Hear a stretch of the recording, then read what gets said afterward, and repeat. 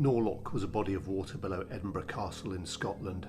It was also a part of the castle's defences. However, over time, it became overgrown with plants and polluted. In the late 1800s, it was decided to clean up the lake and turn it into something more aesthetically pleasing. Now you can imagine their excitement when they first started to dredge the lake and pulled up many ancient weapons of war, swords, axes and other artefacts that had been dumped in the lake. But this excitement soon turned to horror. The huge metal scoops they were using to dredge the bottom of the lake contained hundreds of human bones. Allegedly, they found a pair of thumb bones tied together with a strip of leather. This was indicative of witch trials that were carried out in the 16th century. The witch would have their thumbs tied together and their legs. They'd then be thrown into the waters. If they sank, they were innocent. If they floated, they were a witch and they'd be executed.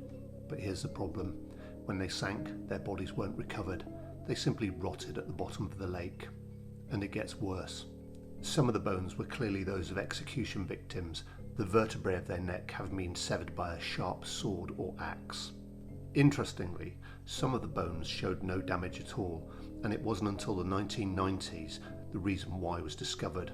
Researchers found traces of a plague in some of the bones, and it suggested that some of the victims were thrown into the waters while they were still alive. But don't let this put you off.